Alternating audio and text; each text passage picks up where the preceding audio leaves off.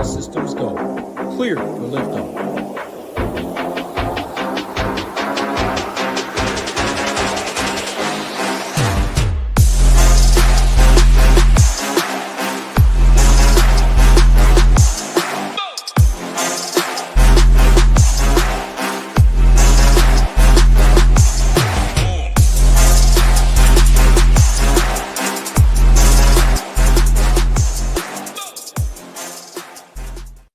What's up, everyone? Tyler Tamboline here, a.k.a. ToeTagginTambo. We're back for the division round of the NFL playoffs. Got Hoopster here with me. Got Ham the man in the booth filling in for Title. Title's going to be at the MMA event tonight with our guy Rio. Shout out to Hebrew Cheetah. Rio last night. Another close call, but a huge score, 25K in the NBA main lottery type tournament there where he got second. So congrats to him. Bunch of members had good nights as well. Hoopster, I'll bring you in first because you're rocking the Lions jersey, and we are going to talk game by game. I know some want to play the 2-gamers, some want to play the full 4-gamer. How we apply it, we'll talk when we go game by game. But Hoopster, this slate for the 4-gamer could be over tonight with you at that Lions game. It could be over early if those guys just go off. What's your thoughts? How you doing, man?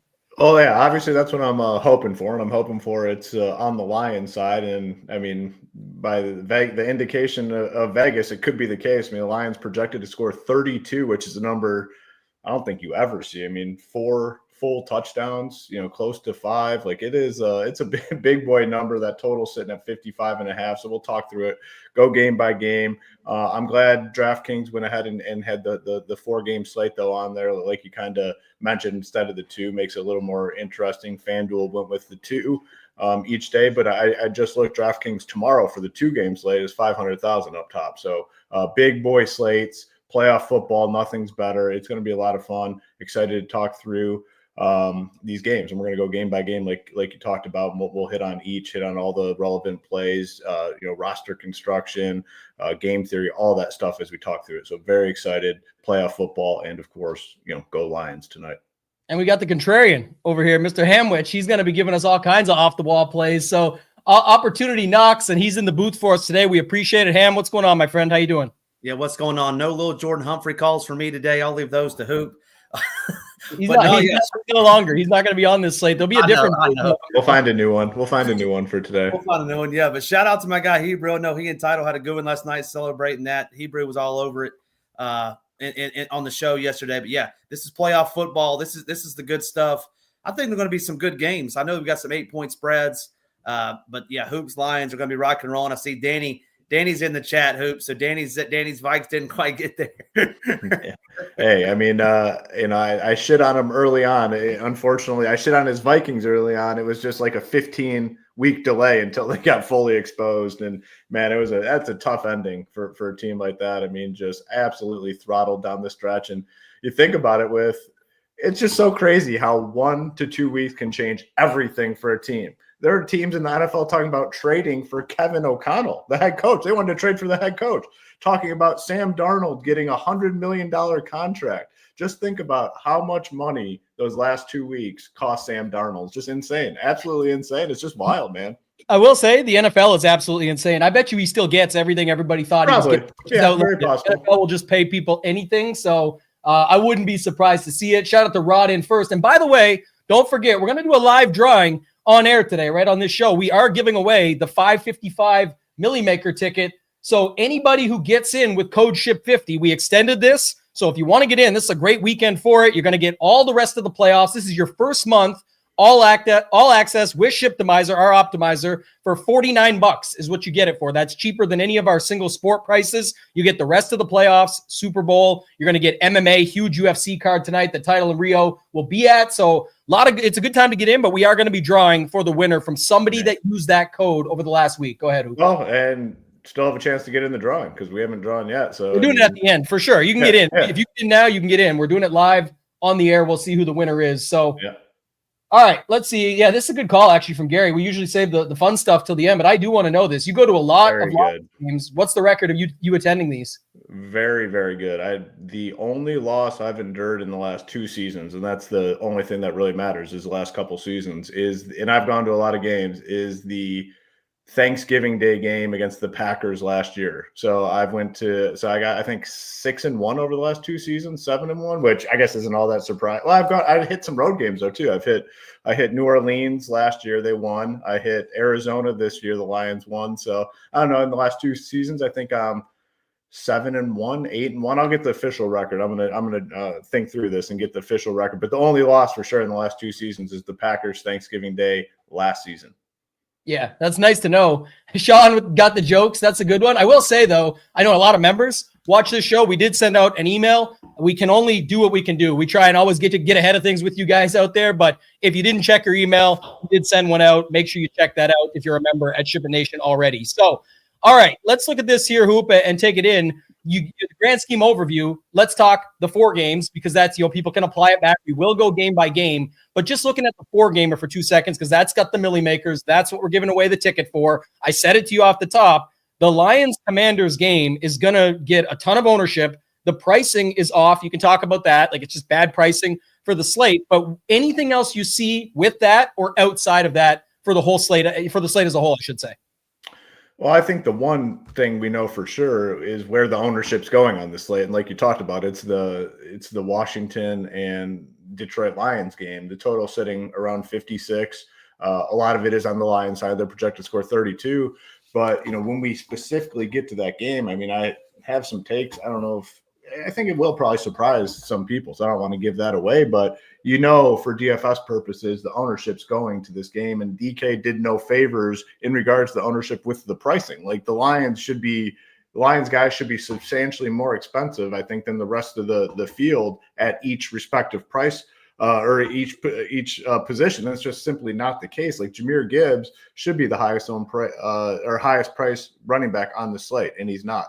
And Amon-Ra St. Brown should be the highest priced wide receiver on the slate, and he's not. And I'd say even Laporta at tight end should probably be the highest priced tight end on the slate, and he's not. So DraftKings did no favors with the pricing in terms of the ownership. So that is the one thing that definitely stands out. People are going to this game, and even on the Washington side, Jaden Daniels looks to be in a good spot. Terry McLaurin is cheap. Diami Brown, Zacchaeus, who've had big weeks the last 3 weeks to close out the season, very, very cheap. And the running backs and Ertz and Eckler, like they're all cheap. So the ownership's going there. We'll talk through it all, but that's the main thing. Like, what do you do with that game? Like, how do you handle that game?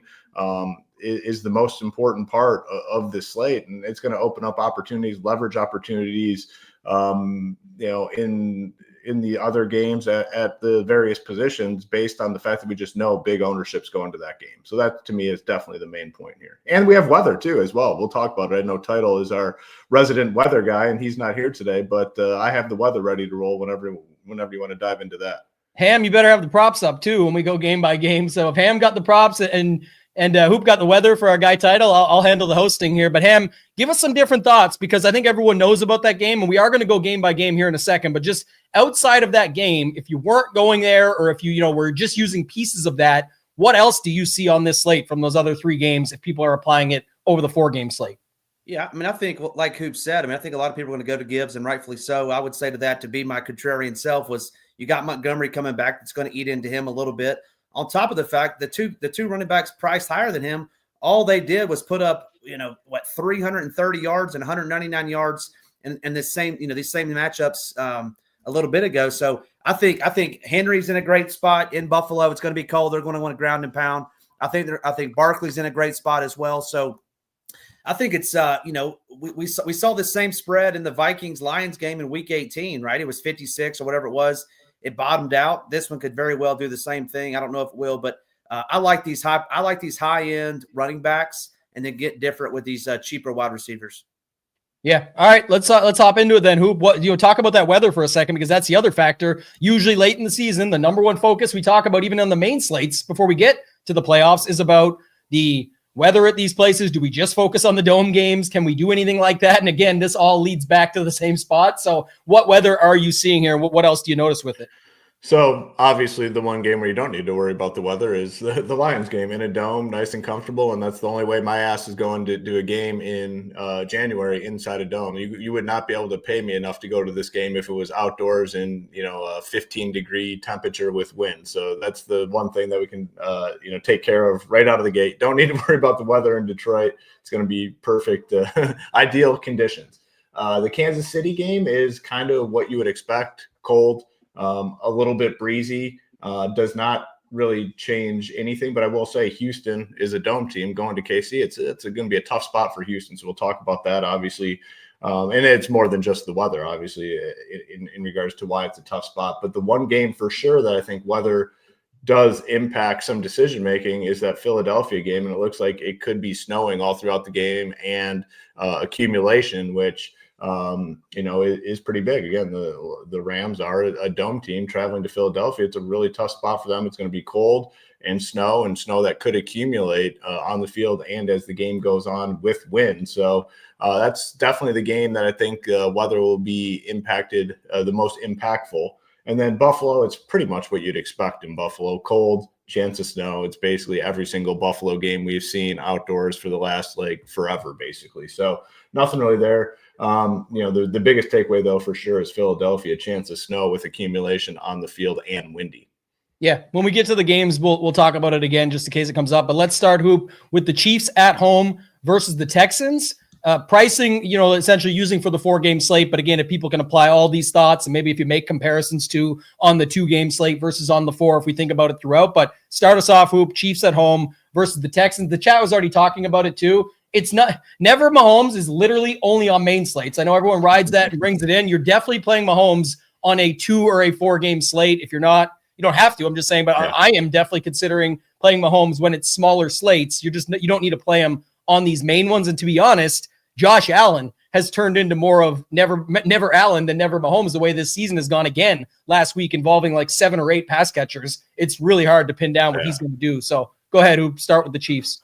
Yeah, so I think starting with Mahomes is a very good place because it's much different. We're talking a 4-game slate or a 2-game slate depending where you're playing today, and you can do the 2-game slate on DraftKings as well. But the thing with Mahomes and come playoff time, it's definitely a little bit different. You can tell this team coasted a little bit through the regular season, and they're able, obviously, to have success. We talked about it all year long on the main shows. They were fine winning the ugly, nasty, grinded-out games, and they did that all season long, and it led to some ugly wins, letting the Raiders hang in there, and there are other shitty teams that took them down to the end. So come playoff time, though, I think it's definitely a little bit different, and we did see Mahomes start to turn it on a little bit.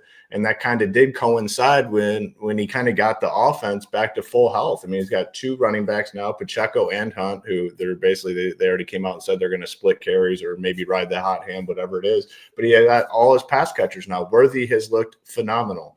Hollywood Brown, as soon as he got back in the lineup, peppering him with targets. And then you got the possession guy in DeAndre Hopkins and Kelsey and Noah Gray. So he has all his weapons. He's cheap. He's only $6K.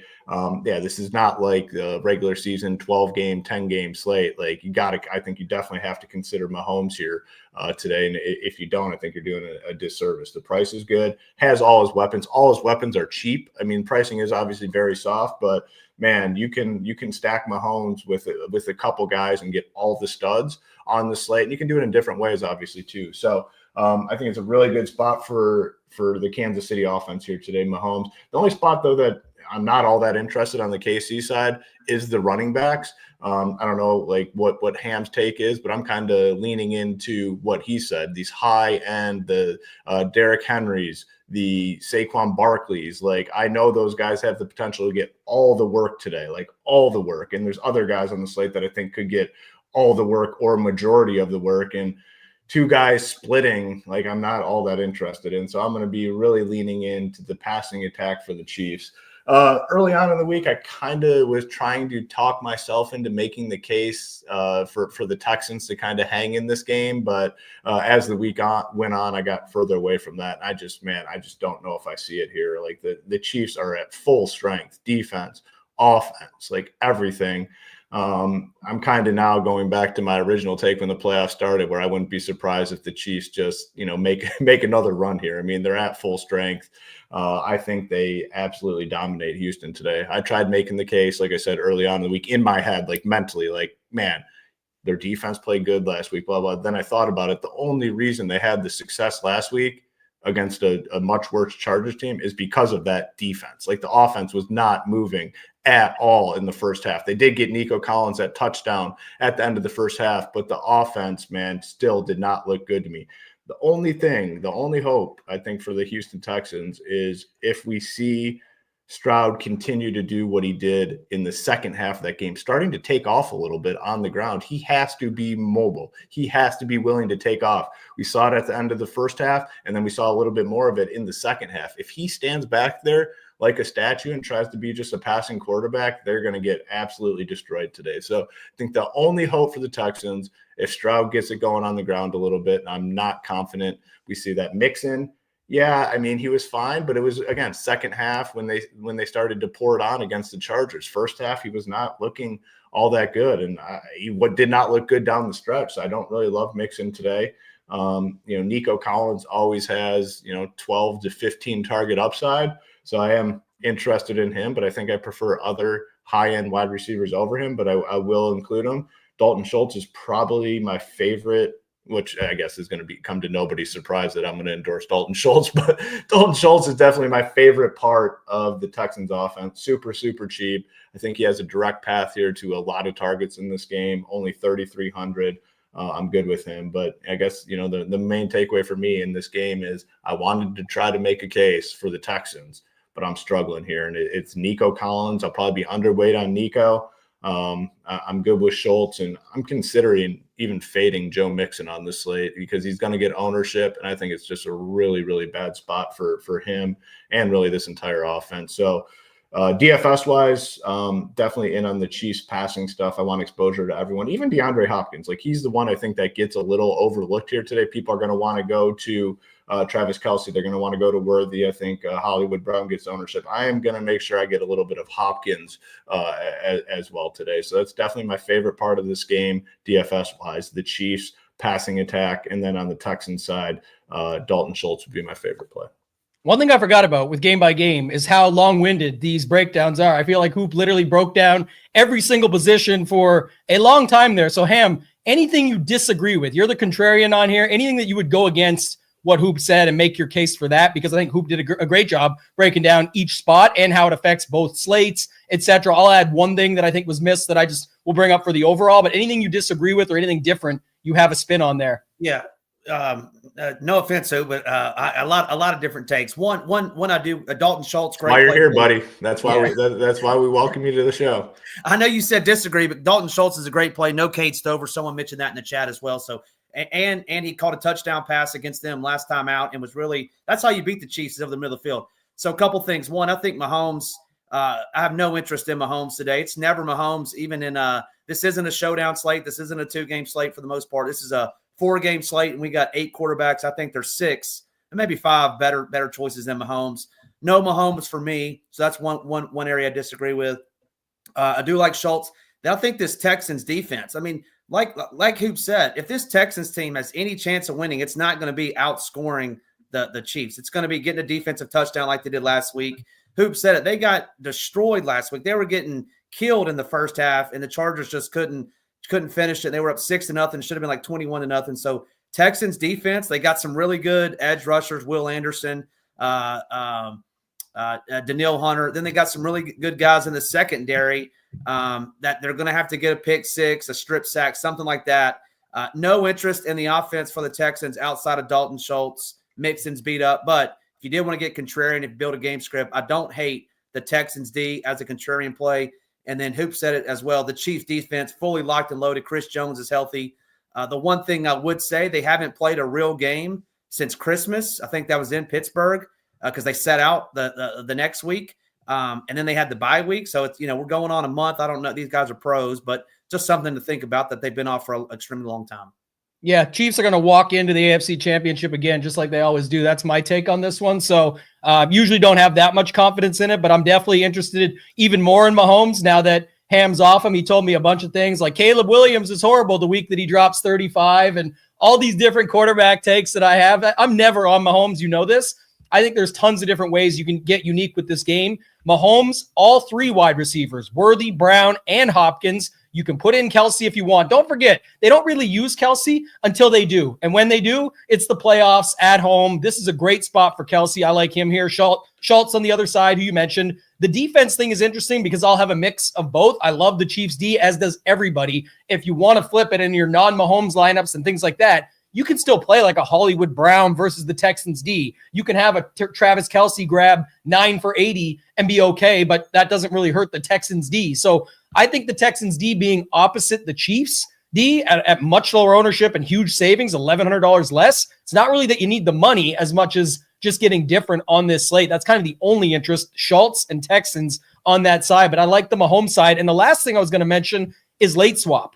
That's the other thing about this. If you're not starting your lineups on the 4-gamer until the Lions-Commanders game, you're just going to find out like everybody else does. But if you've got some Chiefs in there, you've got some Houston D, or you got some Schultz or something like that in there, you also will have decisions that you can make going into that second game where maybe you do have to flip things around or build a little bit differently. Don't really love the running backs in this first game. Mixon would be my choice if going anywhere, only because the pricing is $6,500. Maybe you pair him up with the D and some and hope that's how the game happens. But I just really don't see a world where the Chiefs lose. And I don't see a world where I don't even see a world where it's close, to be honest. I think they win and cover that number. So I like the Chiefs at home in this one, and that probably wraps this game up. Hoop, anything else with the stuff we added you want to go through? No. I mean, I think we covered it pretty well. I mean, I don't know. I'm with you though. Like, again, I tried to make the case in my head for the Texans to have success here and make this a competitive game, and almost sold myself early in the week. And then I kind of got the, water in the face, cold water in the face moment where like, what the fuck am I thinking here? What are we doing? Like, no, it's not going to happen. I'm Chiefs all the way. I think they can win this game in a variety of ways. Mixon's good. This just came out this morning. Mixon's going to be fine.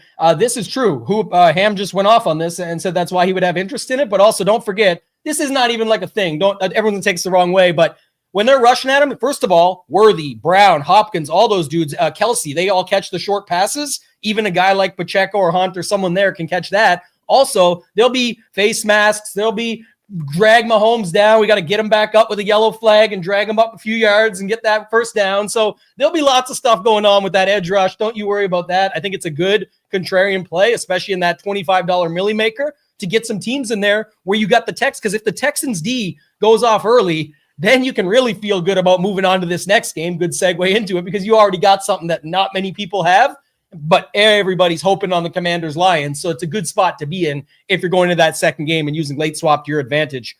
Hoop, I'll go to you. Your home team. You'll be at the game tonight. I know you're excited about that. So Lions at home.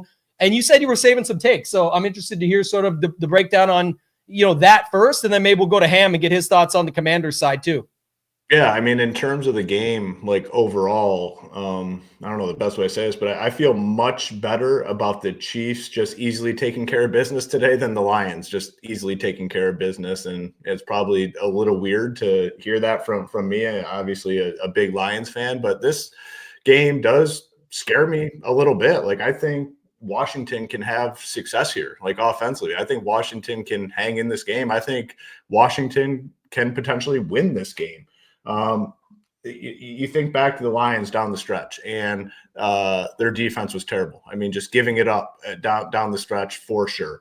Brock Purdy, that game really opened eyes to a lot of Lions fans. Like, well, what the hell? Like, Purdy marched down the field every single time. They had nothing to play for. And then they faced the Vikings, and all of a sudden they have success. They blitzed every single time. Darnold had no clue what to see. The ghosts were back on the field, and he was terrible. And that worked. But that's the only time we've seen this defense play good in probably like, I don't know, a month and a half, 2 months potentially. Jaden Daniels is going to be different. You blitz him that often, he's going to be able to move around, get away. And yeah, he might take some sacks for sure if they're going to blitz that high of a rate. But to me, that's the reason they had the success against the Vikings. Blitzing, Sam Darnold's a statue. Sam Darnold sees ghosts, and Sam Darnold was nervous out there and looked terrible. So I'm more concerned about the defense here for the Lions. I think that could potentially lead to Washington hanging in this game, finding success, and potentially winning. The Lions defense is still beat up. Yeah, they got Anzalone back, and it made it look better, but I'm just starting to think that maybe that was more Sam Darnold just sucking than the Lions defense being back. So we will see. Now, obviously, I think the Lions do win this game. I think they will, but I think there is a path to Washington. Now, how does that for Washington to win or potentially have success here? How does that apply to DFS? Makes it the best game on the slate for fantasy purposes, because you have two offenses or two defenses that, probably aren't very good. You have two offenses that are very capable of putting up points at basically every single position. And that's why the total's sitting here at 56. I mean, biggest total basically we've seen almost all season, regular season as well. So fantasy wise, clearly both quarterbacks, Jaden Daniels, great play. Jared Goff, great play, just too cheap. I mean, I think I would have really liked to see them put him closer to like that 7K range at 6,300. He has so many outs, like in terms of getting there fantasy wise. We talked about Jahmyr Gibbs. I mean, I think this is important on the slate. Like, and you're going to know right away. That's the thing, you're going to know right away. I think a lot of people are assuming that Gibbs gets the massive workload because of how well he's been playing recently. And I think a lot of people are under the assumption that it's just going to be Gibbs, and then, they're going to mix in David Montgomery. And I said, you're going to know right away, because every single drive this season, every single opening drive this season, when Montgomery's been healthy, he was the one that started the game. He was out there first, and then they go to Gibbs. So you're going to know right away in this game if they're just going to go back to their normal stuff. And I wouldn't be surprised, honestly, if Gibbs is out there starting this game for the Lions on that first drive. And if that's the case, Montgomery is going to have his normal role. So if Montgomery's out there first, I think I might have mixed up the names, but if Montgomery's out there first to start this game, that they're going back with their normal style, where it's kind of more of a split. So I think there's a chance that does happen. I think with Montgomery back, they just go back to what worked all season long. So we'll see. But with that being said, like, both these guys can clearly get there. Gibbs got there all season long with more of a closer split to Montgomery, stays fresh on the sideline, comes in and just goes bonkers. So I think both are phenomenal plays. Obviously, the ownership is going to follow specifically on Gibbs. He's going to end up being one of the probably one of the highest owned guys on the slate because of how well he's been playing, just absolutely going off. Had the 4-touchdown game against the Vikings. The pass catchers, Amon-Ra St. Brown, just too cheap. 7,200 should be the most expensive wide receiver on the slate. Just gets open, does not drop passes in the dome.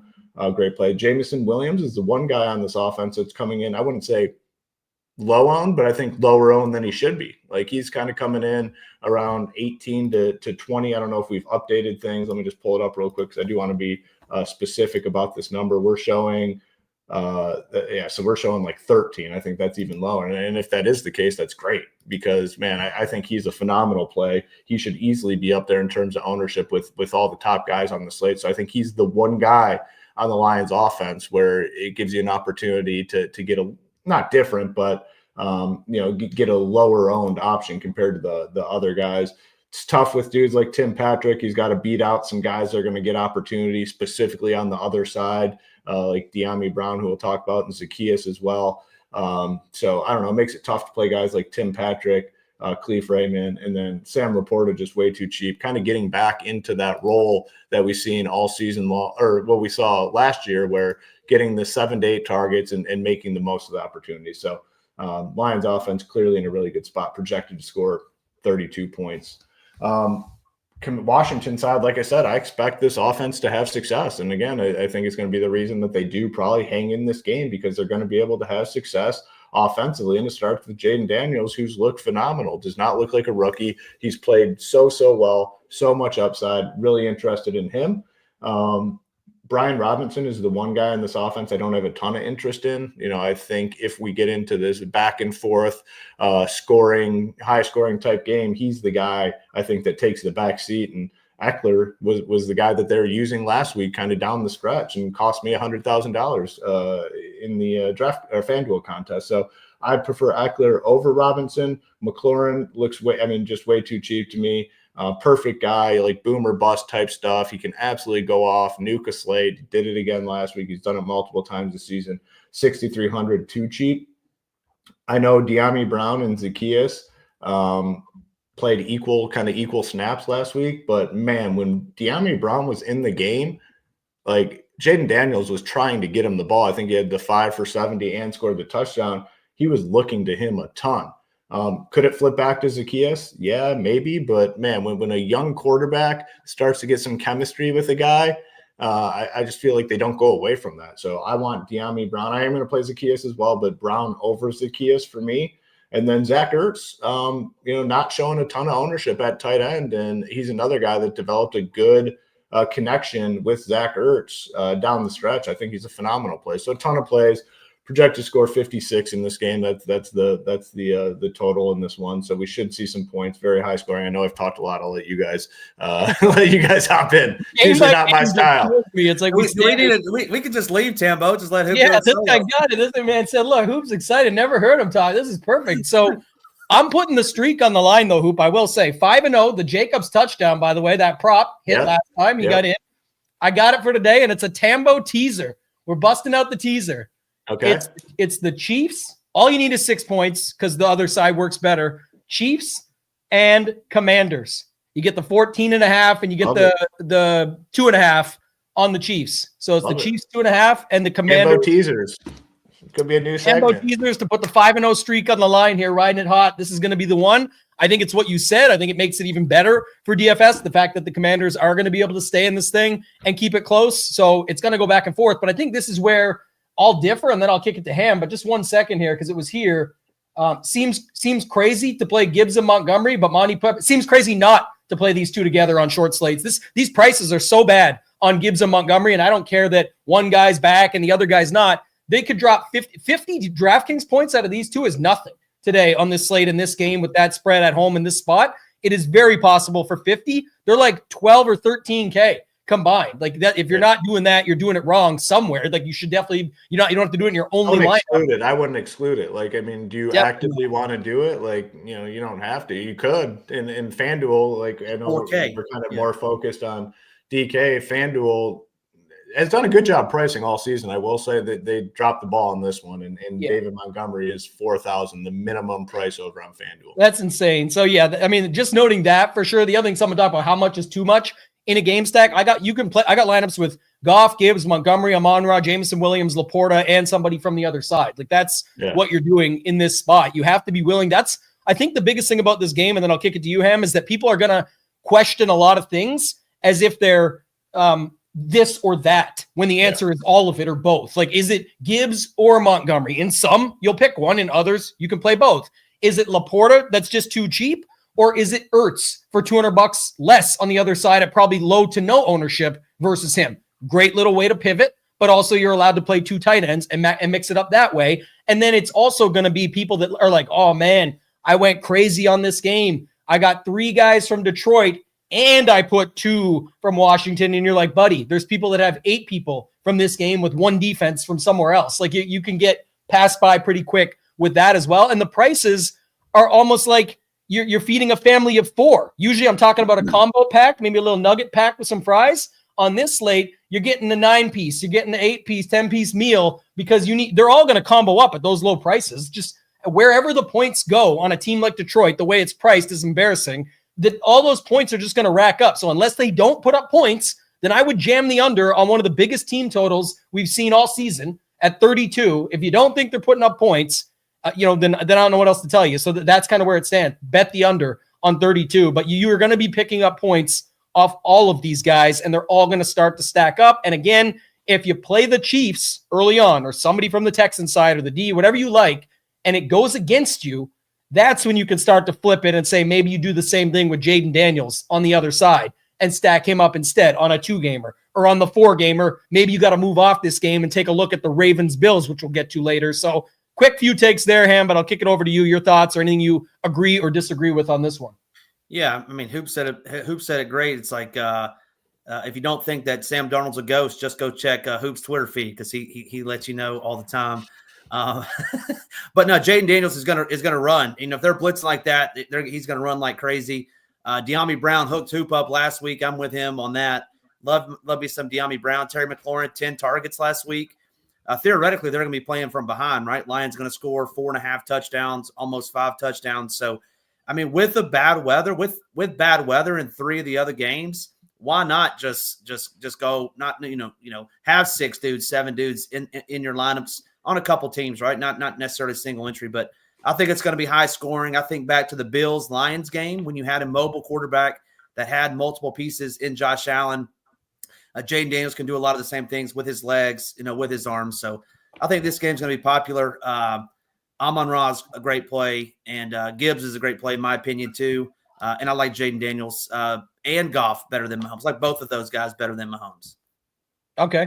All right. I like that call too. So, again, lots of ways that you can do it. Other ways that you can play it. If you're playing the 2-gamer, just know that everyone's going to be heavy on this game. If you're playing the 2-gamer, you're obviously mixing something in from the first game. So late swap being even more important to you because you're going to have pieces from that first game. And then if you're, if it doesn't go your way, you should be looking to get off the chalk in the second one. Like a 4K Montgomery is amazing no matter what. Maybe you can leave him, but he will be super chalky. If that's one of the pieces you want to move on, you can, but maybe that's the one you leave and you make some changes where instead of Amon-Ra, who you can easily fit, you drop down to McLaurin or something like that if you don't already have him in there, and just little things like that. They're both going to have ownership, but leaving all that salary and then hoping one busts and the other hits, there's different ways you can approach it from there. On the 4-gamer, which we'll keep moving here, Rams-Eagles, I'll kick it over to you and stick with you, Ham, where we got Rams-Eagles on this one. You could start with this one. What do you got on this game?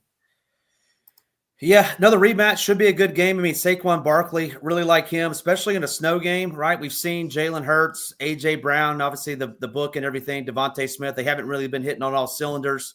We talk a lot about it, but the Eagles perfectly fine with handing it to Saquon 28 times, letting him ground and pound, getting 8, 9, 10-minute drives, milking the clock, and then letting Saquon or Jalen Hurts punch it in.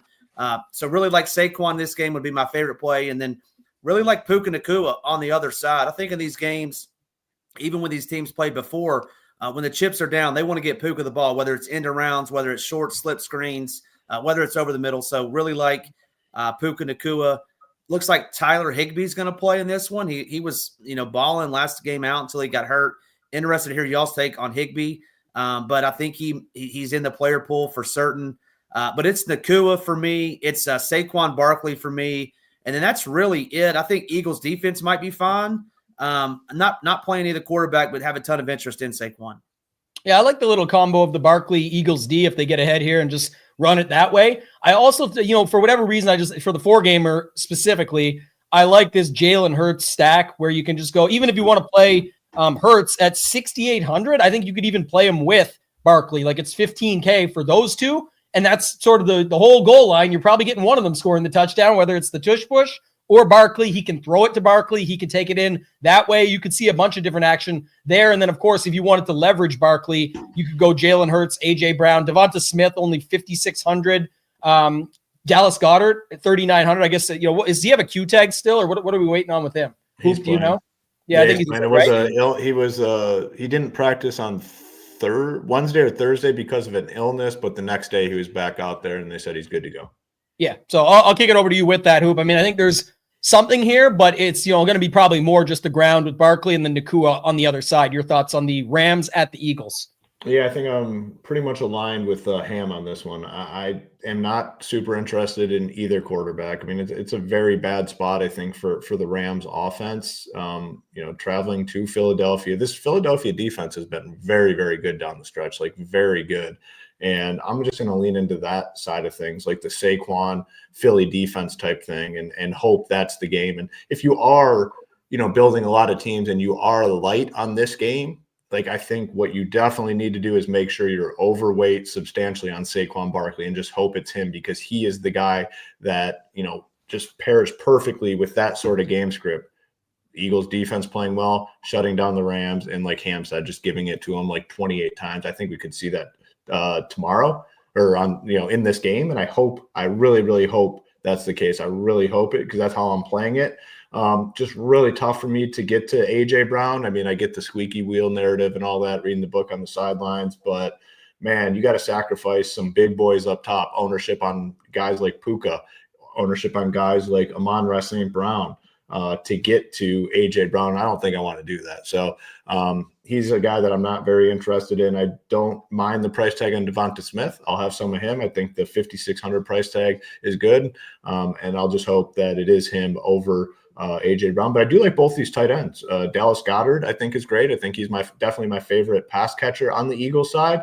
And then Matthew Stafford was just feeding Higbee before he got hurt. I mean, it was like 5 catches, 55 yards in that first half.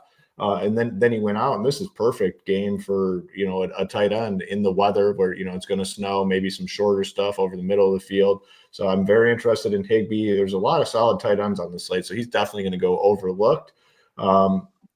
Puka, yeah, I'm fine with. I don't know how much of him I'll get, but, I'm fine playing him.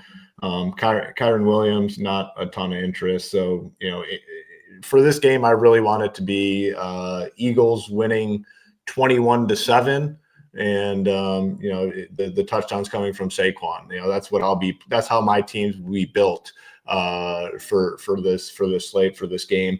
Again, I just don't love the hurt stuff. I don't love it for this game. So I'm going to be off of him, and then Stafford is probably going to be unowned, so it's not like a huge move or anything, but he will get some ownership, a little bit of ownership. I'll be off of him. But my main takeaway for sure is not super high on the passing stuff for the Eagles. What about this? I just thought about this as you guys, that's why it's fun to go through these and just talk and get ideas. But I don't know. Now, the more I think about this, I would bet a lot of the Goff lineups that you could just get, like Goff and the Chiefs D could basically be the Eagles, Jalen Hurts with the Lions D. I guess, Ham, could we forgive ourselves for playing Jared Goff at 6,300 when you could play Jalen Hurts for $500 more in a snow game if you don't have Barkley rushing it on the ground, the tush push? He's under 7K at home, 25-point team total, only $500 more. Couldn't you play some good Lions like Gibbs, Montgomery, Laporta, fill out some of those positions, and then even maybe put a receiver in there that picks up that yardage, and then just play Hurts over Goff for $500 more? I think it's, could you? Yes. We've seen what Jalen Hurts can do. I don't want Hurts the way he's been passing the ball, coming off a concussion as well. In my opinion, he didn't run it last game like he normally does, doing a lot more sliding in bad weather. Could you? Yes. I don't think I will. Maybe if you were doing, 10 plus teams, you would have a couple shares of Hurts, but I like Goff and Daniels. Those are my favorite 2 quarterbacks on the slate. And then we haven't even gotten to the last game yet. We got 2 superstars in that game as well. So it's Goff and Daniels over Hurts for me.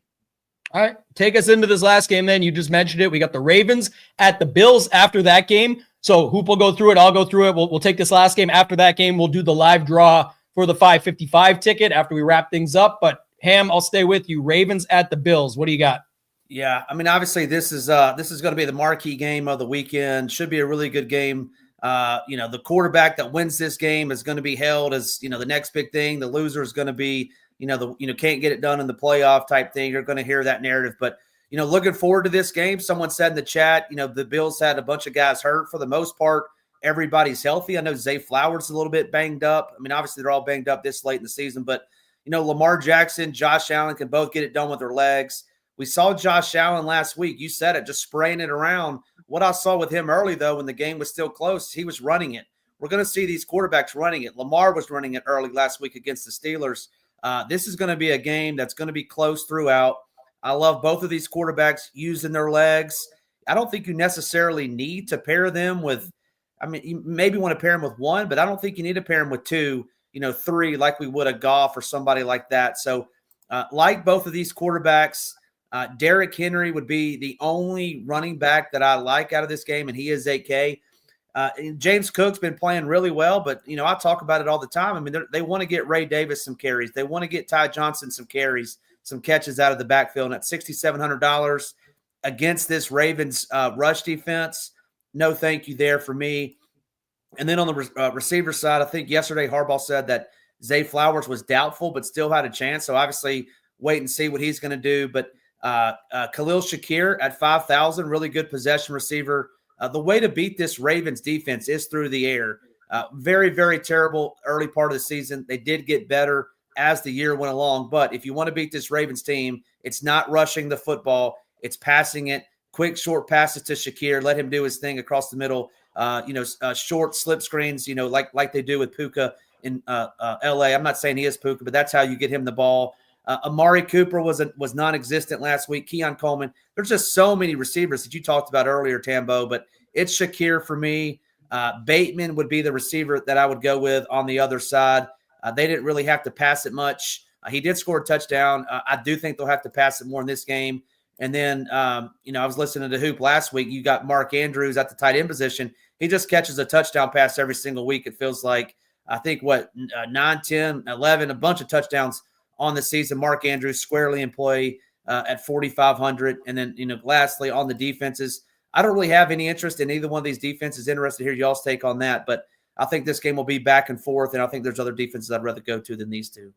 Yeah, probably if you're choosing between them all, I get why they'd be down the board. But I guess if you're not on this game, as some people mentioned, where, you just go to that other game and it's pretty tough, there is definitely a scenario where both these teams just want to run the ball, even though it doesn't mean it's the best way to get after these two defenses, where they just want to keep the other guy off the field, right? Just keep Lamar off the field as long as you possibly. You don't want Lamar and Henry coming at you and plus anything else. Same thing on the Bills side. You really don't want Josh Allen to have the ball and be able to do it there. So, Hoop, how are you handling this game on the, talk through the 4-gamer first and just in general? Well, the first thing that pops in my head, and I want to get your guys' take on this because it could just be me thinking stupid on something, but you have Lamar and you have Josh Allen here, obviously two premier fantasy quarterbacks. They're a little more expensive than everyone else on the slate. And then when it comes to stacking, they're the two most difficult quarterbacks to stack with on the entire slate. Even the shitty games that we don't like are teams like, if you wanted to play Matthew Stafford, who you're pairing with. It's Puka and potentially, pretty much Puka.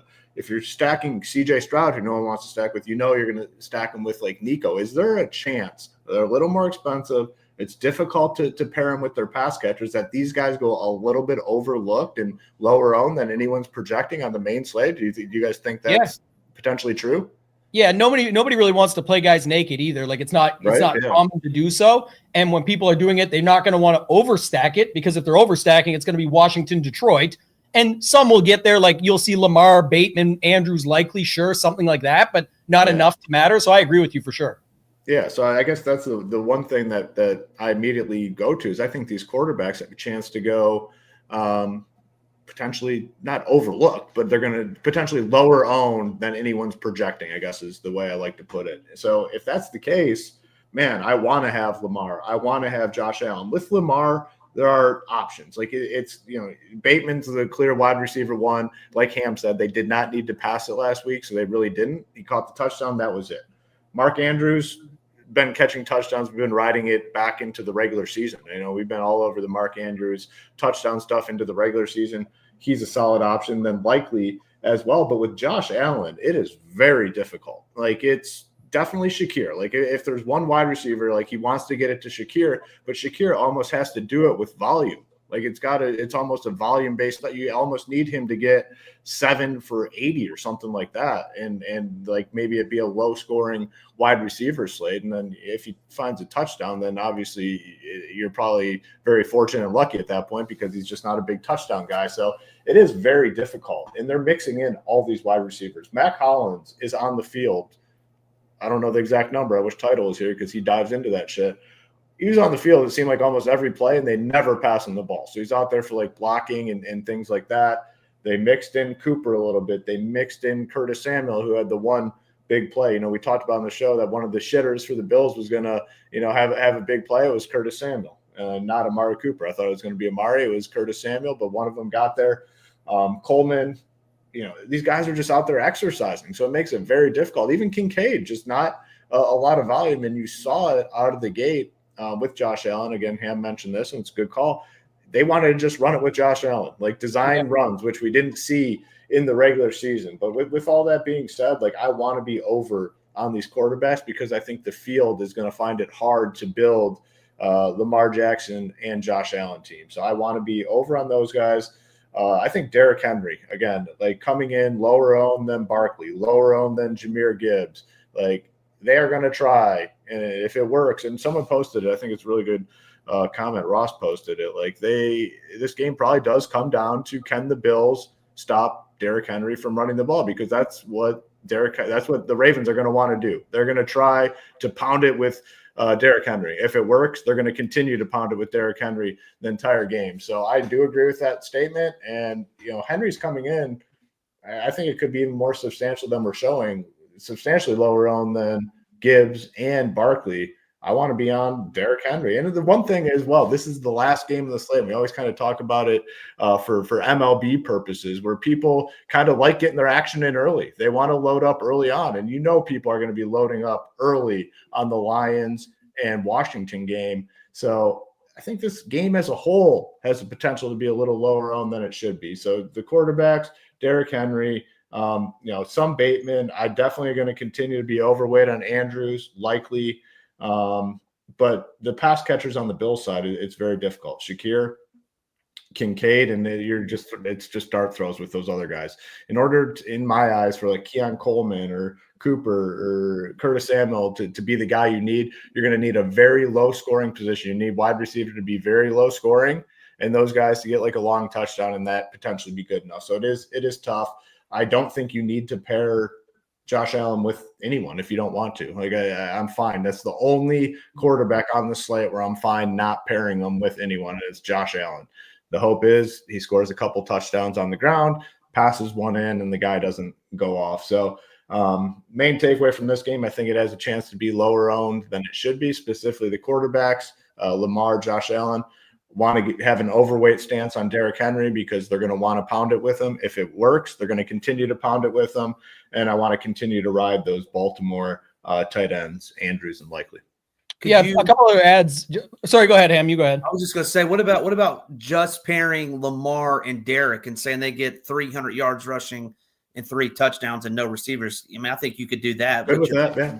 Yeah, I'm definitely good. We saw it multiple times this season. A lot of even on like main slates or things like that, where those two together worked out. They both could get 30 individually. So I'm fine doing that. Yeah. Yeah, I was going to add to the couple things. One is like another example of just chalk versus switching it up. If you want to get to Josh Allen over Goff, it's basically like if you had Worthy and the Chiefs D and take it down to Hollywood Brown and the Lions D, you pick up enough money to move Goff to Allen. And that's, again, you'll still get a bunch of Lions in your lineup. You still have some Washington stuff, but if you just want to have one of Lamar or Allen, you can do that as well. And everyone's talking about this, about the first game where they played. Like, I get all that. Like, trust me, I know that those guys were out, and I'm not even factoring in the first game that they played. To me, that's irrelevant. Like, this is playoff football in January, and yes, maybe they will have success stopping Derrick Henry, but my main point is if they don't have success, and there's no guarantee these guys back means Derrick Henry can't have success. If they don't have the success stopping Derrick Henry, we know what the Ravens will do. They will continue to give him the ball, give him the ball, give him the ball. And that's the main point. And that's what makes him relevant for fantasy today and a strong play. Again, maybe these guys back makes a difference and they're able to slow him down. Sure, congratulations to the Bills. There's other ways the Ravens can still win this game. But if they do have success on the ground with Henry, I don't think anyone can dispute the fact that they will continue to go to him. There's just no doubt about it. You can't even make the argument on the other side. If he has success, they're riding his ass today. Let me hear from the chat. I want people to type into the chat. This is the most polarizing game, I think, on the slate. It's obviously the closest spread. There's tons of opinions on both sides. Just straight up, who wins, Ravens or Bills? Who wins the game, Ravens or Bills? Let us know in the chat. One other thing I wanted to add too is, two things. One, even if the Washington-Detroit game doesn't go crazy, but you overstacked it and you got like 15 here and 8 there and 19 there and you wanted bigger numbers, sure. I don't think you're going to be sitting pretty waiting on this game. There is certainly a chance twofold. One, both these teams just run the ball a ton both ways to keep the opposite side down, and it's just one or two guys needed from it. So your overstack of that game doesn't mean anything. And two, people are going to be nervous on that. And two, I'm with you, Hoop. I do want to get overweight on this, but I'm going to overstack it and hope I get it correct because there's no chance. There's definitely a chance, I should say, that you get on these overstacks and you've got Allen and Shakir and Kincaid and something else. And again, it's a Ty Johnson, Dawson Knox, Curtis Samuel game. And you're like, damn, they're going off. The Bills are scoring points and it's not my guys. You have all this leverage on the Bills side. They crush and then you don't have it still. Like that's the tricky part and why people don't feel as comfortable going to these games. Tylan Wallace ended up being out there. Not a lot, but quite a bit more, I would say, than Aguilar last week. So I kind of liked Aguilar last week. I liked Zacchaeus last week. It ended up being Diami Brown and Wallace, who played more. Not that he did a bunch, but just saying that. I think more people like the two tight ends in Andrews and Likely than they do something like a Lamar Henry. And like Ham said, just jamming the ball down their throat. And if it works, that's them just running all over them all game. And then the last thing about Allen that you mentioned, I do agree. I like Shakir the most. But the thing is, because there's designed runs, and how much he just scrambles like crazy. He sometimes feels like he has 10 seconds back there. It's just whoever ends up being open. Someone mentioned like Mac Hollins caught it and then got unsportsmanlike conduct. Keon Coleman gets a touchdown or a big grab because he's just, by the time Allen is freed up, the routes are all done. It's just a scramble of these receivers wherever they end up. Like they ran their route twice over and they're open now. So realistically, that's what makes it so tricky with a game like this. But if you play some Chiefs early and they bust, I would definitely be looking to switch it up on that secondary game. And I would be most interested in moving it to this game and just trying to pinpoint it and get it right. Ham, any other thoughts at all? Anything else you got? I mean, what I would say, and I think Lamar's close, but Josh Allen is I would say the only quarterback that can get 40 DraftKings points and not have somebody, be naked. I think he can run too. I mean, we saw it 2 or 3 times this year. Once against the Rams, once against Detroit. He can just put up 40 and not have anybody else with him on the winners because he spreads it around and he uses his legs so well. I think Josh Allen's a great play. I'm with Hoop. I'm going to be over on Allen. Sorry, Tambo, but I think Allen and the Bills cook the Ravens in Buffalo. It's about 14-9 on Bills right now. So there is some Ravens fans out there still. It just feels like more people want that. Ravens struggle versus the Bills can't stop the run. Ravens were good. Who wants the game? Field goal. That's the most nervous thing in the world for me. The guy was on, off, on. Like I don't trust this guy at all. If we get what was it back in the day? The Ravens versus the Patriots to go to the Super Bowl, actually, the Tom Brady days. And it was Billy Cundiff came out and missed the field goal from like 26 yards. I was just hurt. I was at work and I was in the lunchroom just done. I was laying in the middle of the floor. Just done. That vision just popped in my head. Tambo lying on the floor in the lunchroom, microwave cooking up their lunch. Like, what's wrong? Like, people ask me, was there a death in the family? Like, I'm sprawled out. Like, this thing is no good. Who wins this game? Bills or Lions? Or not Lions? Bills or Ravens? That's the Super Bowl. Bills Lions. I got the Bills. I got the Bills, man. I think the Bills at home get the job done. It's loud, though. I mean, a lot of respect for the Ravens. The Ravens being favored in this game that's respect. I'm going to say it now because I won't be on here next week. Whoever wins this game is beating the Chiefs in Arrowhead, I'm assuming, and going to the Super Bowl. I think they'll beat the Chiefs, either one of these teams. What about my guy? Tom Brady is great. He's got Ravens. Bills played 6 freebie games against the Jets, Miami, and the Pats, worst division leader in the AFC. But you can honestly, the Ravens played the Browns twice. So. Yeah, I've had that thought in my head. Look at anybody's schedule in the playoffs, and they're just like there's just a lot of bad teams in the NFL. You'll quickly realize that everybody has a pretty darn easy schedule. Like there's just a lot of bad teams in the NFL. Yeah, including the Raiders who beat the Ravens. So. Yeah. Anything, talk about the Ravens, the Bills, talk about the Washington, Detroit, and this will still come up no matter what. You mentioned the Patriots, and it's someone in there. So anything else, Hoop, that you've got? Anything else that we missed or you want to hit on? I know we talked a few things on FanDuel. Not sure if you want to mention anything there, but I'm hoping this is the case. What do you mean? Mike Tomlin, one of the best coaches of all time at being 8-8 on a season. Like, come on. Hey, I know you saw it on X. Hey, Mike McCarthy's better than Mike Tomlin. I mean, someone was saying they need to hire his publicist. Like these retread. We talked about it a little bit, and don't have to get into it a ton, but like, how does Mike Tomlin just get the free pass? Like, and teams want Mike Tomlin. Like, he's been mediocre for the last decade and hasn't won a playoff game in 8 years. Like, anyone else is just getting fired, because right? He's over 500. Like, he's over 500. So he's 500 season. That's why. So I think about it in my head, and he does over the court. He's done a phenomenal job of just beating the mediocre to bad teams, right? I mean, that has to be what it is. So he's got this good record in the regular season because he does do a good job of beating the mediocre and bad teams. But guess what? When you get to the playoffs, you're no longer playing the mediocre to bad teams. Like, I'm shocked. Like, he should be fired, like instantly fired in my eyes. But what do I know? Hoop, I loved following you last week. I mean, these coaches just make some of the most boneheaded decisions. Down 3 scores, running the football, down 19 points and kicking field goals. It just like blows my mind. LaFleur giving his backup running back back-to-back carries when they're down 2 scores in the fourth quarter. Todd Bowles, the clock mismanagement. It's just, again, I'll say it again. Like, I will take a local high school coach over these guys. Like, it's wild to me how dumb they are. It's crazy. Yeah, we were begging for this, man. We were wanting it last year. I would love to get it this year. I would get tag team though, man. Like, because now I got the bet with title, so I'd have to Super Bowl week. I'd have to go into hiding because I got the bet with title. What's the bet? $500. Who makes it further in the playoffs? Lions or Ravens? Title has the Ravens. I have the Lions. It could be decided today. The bet could be over. Could be over. Yeah, could be over. Well, no, it'd have to go to tomorrow because if Lions lose, I guess Ravens, so. Yeah. I want to make a bet with y'all. Y'all were saying y'all like Mahomes, but name 9 quarterbacks y'all like more than him. I mean, Mahomes is going to be like number 6 on the slate. I think he's going to be like ownership. Ownership will be higher than that. I don't care about ownership. I'm talking about daily fantasy points. He'll be 6th. Daily fantasy points. You got him 6th? 6th. No, man. Let me see here. I'll take him. You got to factor.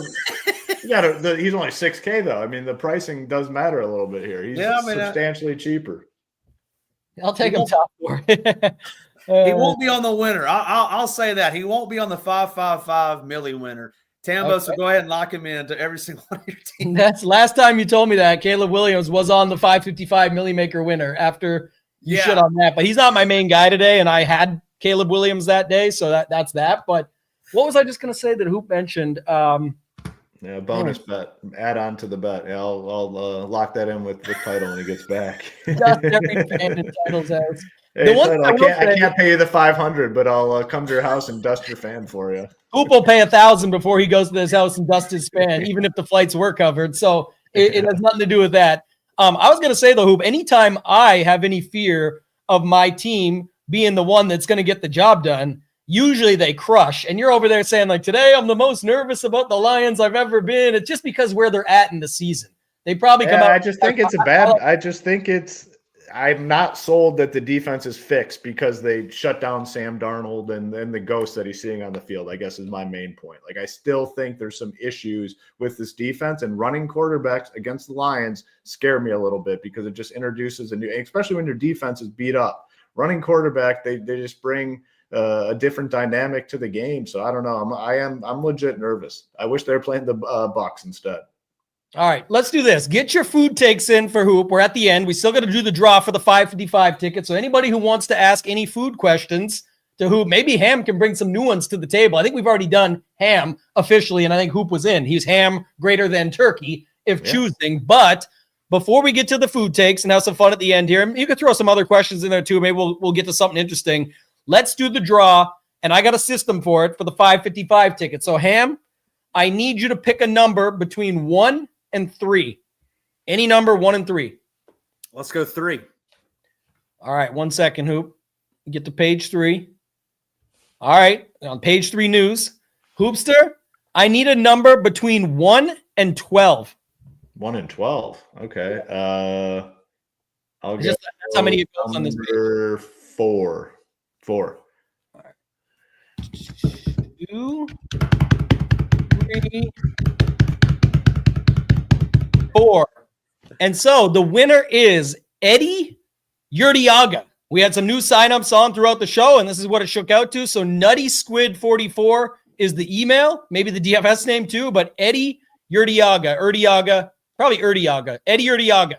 Like that name. Eddie got the job done, and he's got it. The chat's trying to put the numbers up. Here, let's do this. 3. And did anybody pick it? No, nobody picked the 4, but Ham did, so we got to it. So there we go. It is completely random, so that's the good news of it. So Eddie Urdiaga got the job done. Will be in the 555 Milli Maker. Reach out to Hoopster. You're definitely in the Discord if you're a member or you're eligible to be. So reach out to Hoop. You use code SHIP50 and got in on the action. Before we get to the food takes, a reminder, even though the draw ended, we are extending this, and it's definitely our best deal we've had in a long time, and it's probably the best deal you'll get moving forward. So $49 for the month. It gets you the rest of the NFL playoffs right through to Super Bowl and beyond till February 18th. It gets you all the PGA, the MMA, the big UFC card tonight, NBA daily with our guy Hebrew and the rest of the team getting the job done. Again, last night, shout out to Hebrew, 25K up there. And then we've got NHL with our guy Nades. I know NASCAR, Daytona 500 will be included if you use this right now. It's coming back as well. So NASCAR into the mix as well. So just a ton of good stuff upcoming. It's most certainly the best code that you'll have to be able to use to check it all out. So Hoop go-to food at the ballpark. We're talking baseball now. What are we doing here at Tigers game? That is a good question.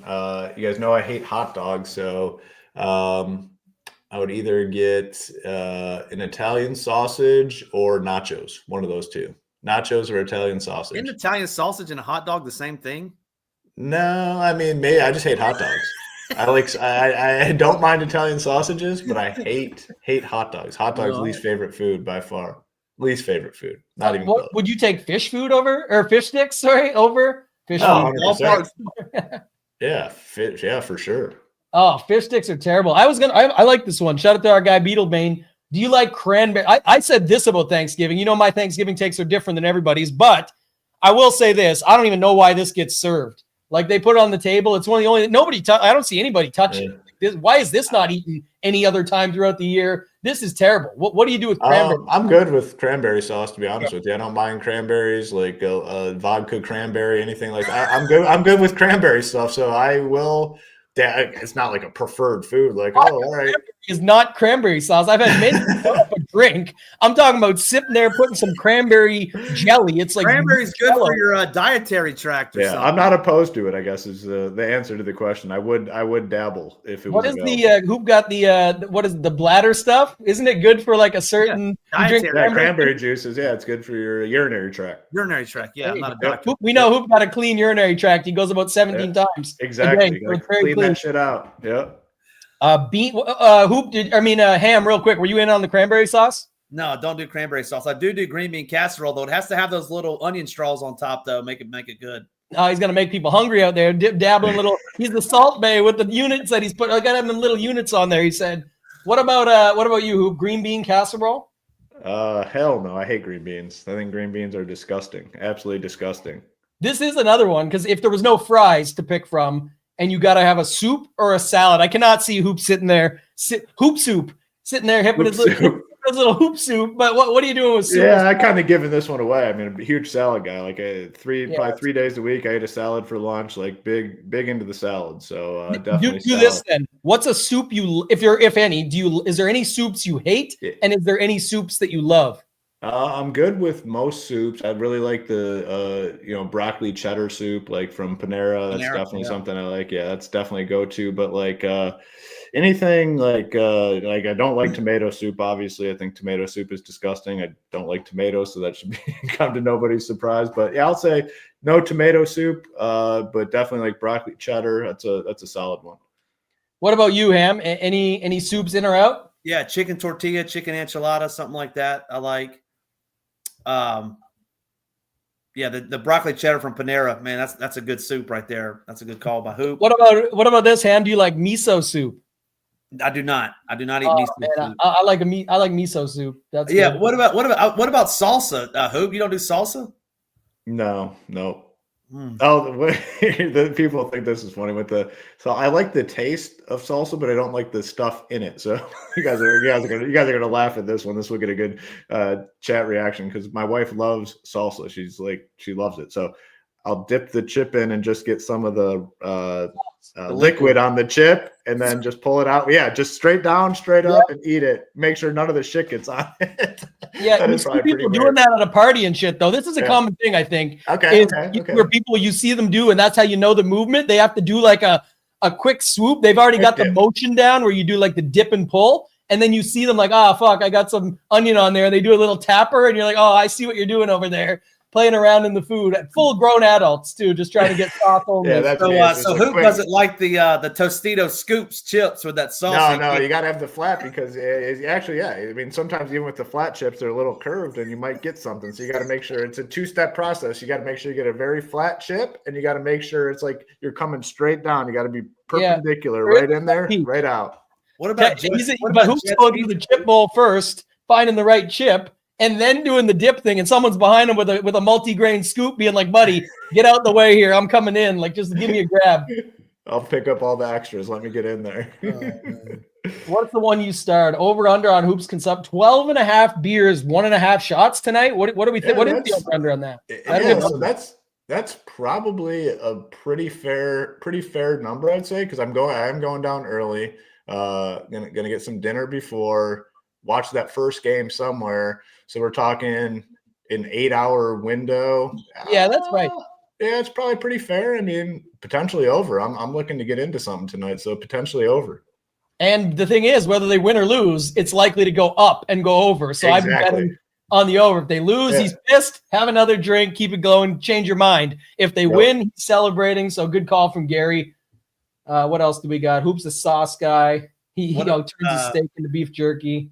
What's the over under on that? Someone calls Hoop an old man tonight. That was devastating. I mean, man, you hit that 40 number, then people, when you're referred to as an old man, like that Tambo hurt, know that story. Tambo went on the show. Oh yeah, he heard. I think he heard that story when I was with. Which one was that? When I was with Title in Arizona. I was out there for the Lions game. But yeah, you weren't on the show. You may not have heard the story. This is just a quick one, but it was me and Title went to the casino. We were sitting at a blackjack table, and it must have been like a bachelor party or something. So it was me, Title, and 3 or 4 other kids that are probably mid-20s that were part of this bachelor party.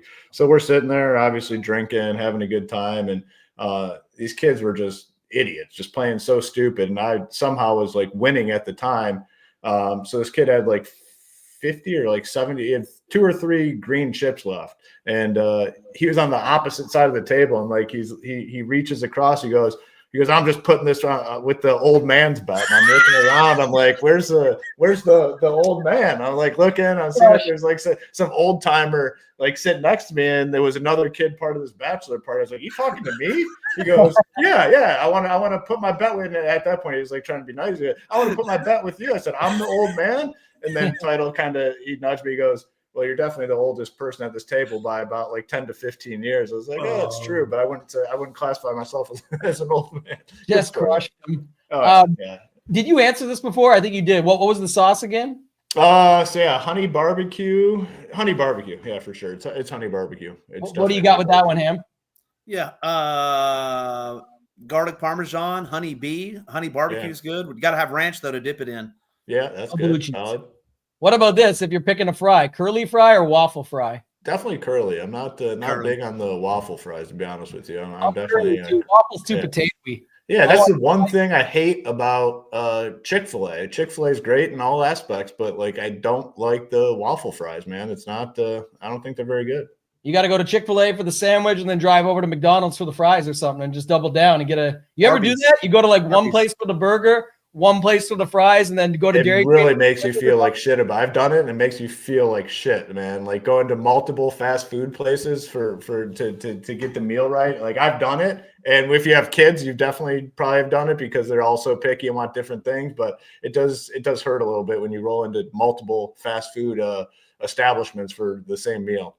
This is a good one, actually. A lot of big time smokers out there. A lot of people like smoking their meats. What's your thoughts on this one? Who favorite smoked food? So like the barbecue places, I would get like it's probably boring and people are gonna hate me for this too, but chicken. Oh God. Yeah, right. Yeah, people are definitely gonna like a nice biscuit or something. And this man, give me the smoked chicken, guys. Gosh, they're like, why even? Yeah.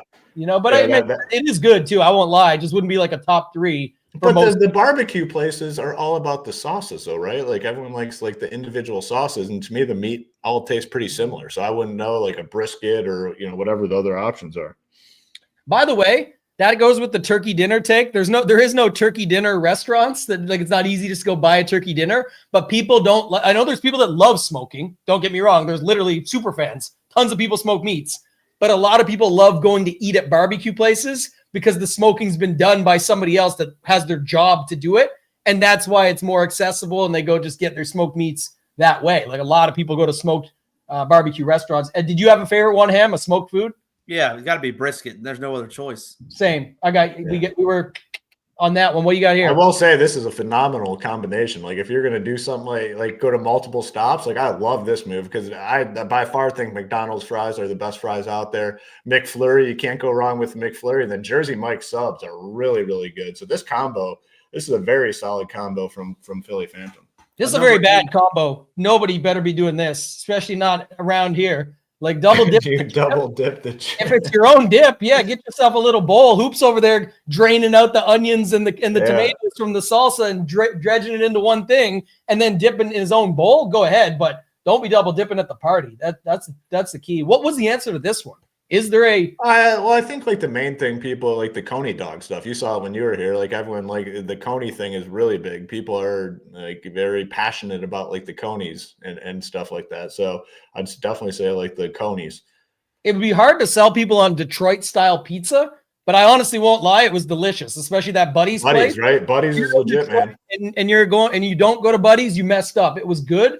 They have this nice salad. Speaking of hoop, they actually have a nice salad that they sell there too. Yeah. And then what were they? The breadsticks or the cheese? The breadsticks are really good. I mean, the Buddy's pizza I think is very, very good. Very good. I like this flavor too, Johnny. That's another good wing, like a honey hot wing. That's a good one. Jets Pizza in Michigan. Yeah, Jets. Yeah, Jets is actually there's Jets right around the block. It started in Michigan. I love that. It's Detroit style pizza. I love it. Yeah, Jets is very solid. Opposite sides on waffle versus curly. I really do think the waffle is just too potatoey, not seasoned well enough because it doesn't stick between all that versus a curly fry. You'll find seasoning in like the wraparound in the underneath, and then it's crispier. It's one size. It's not as extended. So I definitely am curly fries greater than waffle fries for sure. This is Mrs. Hoop for sure. She loves the McDonald's Coke because they put something additional. Can't beat them. So it's like, what is it though? But I don't know. Seriously, I don't know. Something though. Their Diet Cokes are out of this world. I'm with Newens and Mrs. Hoop on that one. Yeah, it's so good, man. It is good. There's no doubt about it. Yeah, Gerald, people messed up. Like that's why Hoop is so far out on smoked chicken. Like if not brisket, burn ends is just the appetizer though. You start with that, and then you pick your meats on your platter. So good call on that. What is the Coney? The Coney is something. I mean, I obviously hate it because it's like a hot dog with like chili sauce on top and then like onions on it. So it's like definitely not for me. Like I fucking hate Coney dogs. I think it's absolutely disgusting. If I ate one, I'd definitely 50-50 chance I'd puke. But it's like, hot dog with chili and like onions, and then people do like mustard on top. It's disgusting. Don't sleep on smoked bologna. You ever have that? I actually like bologna. So that's one thing so here you go. This is something that people might enjoy. So my dad used to make these all the time, and I absolutely love it. And it's not technically, I guess it's kind of smoked, but he'd take bologna on the stove. So it would be like fried bologna. So fry the bologna with some cheese and mustard on a sandwich. It's really good, man. Really good. It's actually good. It's funny up here what they call it. They make fun of people that live in Newfoundland because they have a different accent in Canada. Yeah. They act like they're from a totally different part. They live on an island, so they call it the Rock. But anyway, they call fried bologna Newfoundland steak. They say that that's their steak. So it's like they cook it up. You can do it any different way. It's really hard. I like it. Yeah, you can't really burn it. It's not like an over well done. It's already cooked meat. And what Darren's talking about, I've seen this. It's kind of like some people would say, why don't you just get the real burn ends and cook it with real meat? But you can see like people take the big chunk of bologna from like a Costco, they dice it up into the nice chunks, and then you get all the honey and the butter and the hot sauce and whatever it might be, whatever your sauce of choice, barbecue sauce, and they smoke it. It actually is good. It's just you could also just eat the real thing too.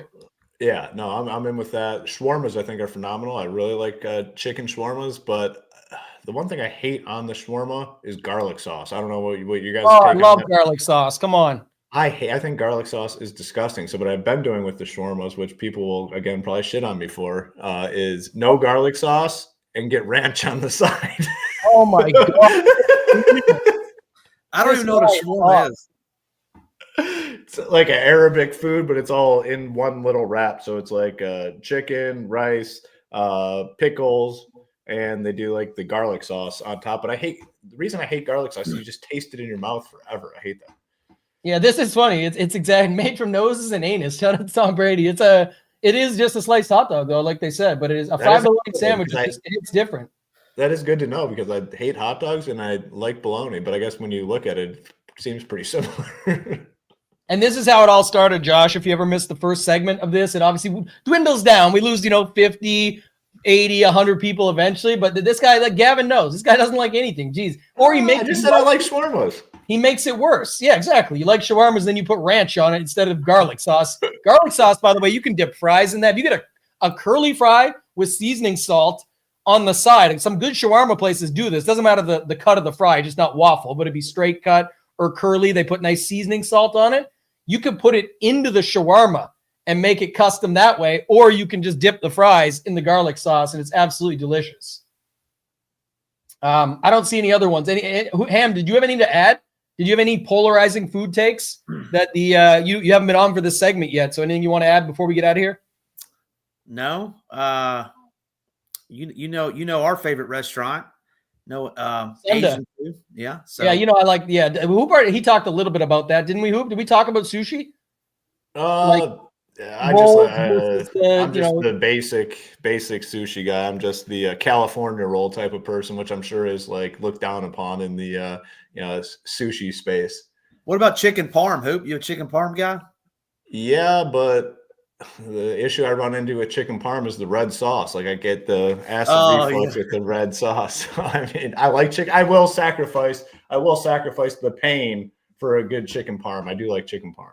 Even outside of comparing this one, I will say this was on the list of polarizing food takes. Cinnamon is one that people are either usually all in or all out. Like some people will put cinnamon on toast with butter and have their cereal, whatever that cereal that the kids eat is, all of that. Others just hate cinnamon altogether and think it's disgusting. Where are you at with cinnamon? In on cinnamon. Definitely like the cinnamon. I like cinnamon quite a bit. The in cinnamon stands for in for Hoop. Okay, we got it. Yeah, that is true. Very true. Got him. The old man at the table with the bet. Yeah, old man with acid reflux. Anyone got? Hey, I'll place a bet for you, but can you get me a couple pieces of Tums while you're at it? Yeah, this guy Beetlebane knows. So good. Yeah, that's now we're talking. Yeah, but that's my favorite. I used to like this quite a bit. You get a piece of bread, just throw some butter on it, tap a little cinnamon on it, you're good. And I do agree with this statement. Cinnamon Toast Crunch is the best cereal. It's my favorite. I don't eat a lot of cereal, but I don't either. But it is. If I was going to eat cereal, it would definitely be that. The what about sardines? Anchovies. No oysters. No, none of that garbage. Mussels? Yeah. Oh, gross. No, out on all that crap. I have had mussels one time. The sauce was good that the mussels were in, but the actual mussel portion, mussels and garlic butter. That's a good one up here. That we'll have. What about scallops? Bacon wrapped scallops. I like the bacon wrap portion side, not the actual. Just the scallops. He's at the same party. Here's Hoop at the party. Find the chip. Checking the angle. Good. Find the dip. Do the swoop move. Check for onions, tomato, nothing. Eats it. Oh, bacon wrapped scallop. Or just poke the scallop out. It's the bacon off the toothpick. Voila. And he's out of here. Yeah, I live in the seafood zone, man. I two seafoods. A lot of good seafoods out there, actual, and then seafood diet, seafood and eat it. There's very few foods that I don't like. Ham was just with me in Nashville. I'm eating up all kinds. I'm sipping my miso soup up. We had all kinds of different things, but I love to eat it. So, all right. Anything else from you guys? Let's win some cheese today. Let's get to the top of these tournaments. I mean, big prize pools, fun games. I mean, nothing beats playoff football, man. Two solid games. I'm just really blown away. There's still almost 500 people watching this shit that we're going through right now. But food, we have to start dabbling into the drink portion as well. Like, not even just like adult beverages, but like regular drinks. I think maybe that would be the next show. What's that? He was talking about cranberry vodka cranberry. Yeah. Might have to suck down a few of those tonight. The one thing we might have to do, because after these NFL show ends, it'll just be you and me doing the golf shows on Tuesdays. We may have to have a topic per month that we can just switch the topic and make sure we get through all the takes, and then we can just add the overtime the overtime to the end and get through all this stuff. But yeah. Tuna on pizza? I like tuna, by the way, but not on my pizza. Definitely not. Oh, that's tough, man. I like sharp. So for cheese, I like very sharp cheddar cheese. I like sharp cheddar is definitely my favorite.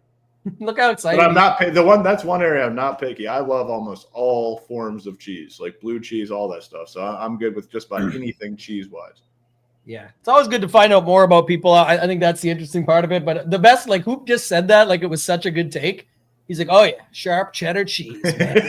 That's the one. Like this is like he's closing the deal on something. This guy is hilarious. Ham, it was awesome having you on, man. We appreciate it when you can hop on, help out, go through it. Want to wish Title and Rio a fun night out at the UFC. All the members, hopefully, just if you're in there already, get in the Discord. We'll have any updates in there throughout. Just saw Zay Flowers news come out. We already expected him to be out, but it looks like it's more clear now that he will be. So appreciate everybody. Congrats again to Eddie Urdiaga for winning the 555 ticket. Make sure you reach out to Hoop, for Ham, for Hoop, and for myself, ToeTagginTambo. Let's ship it!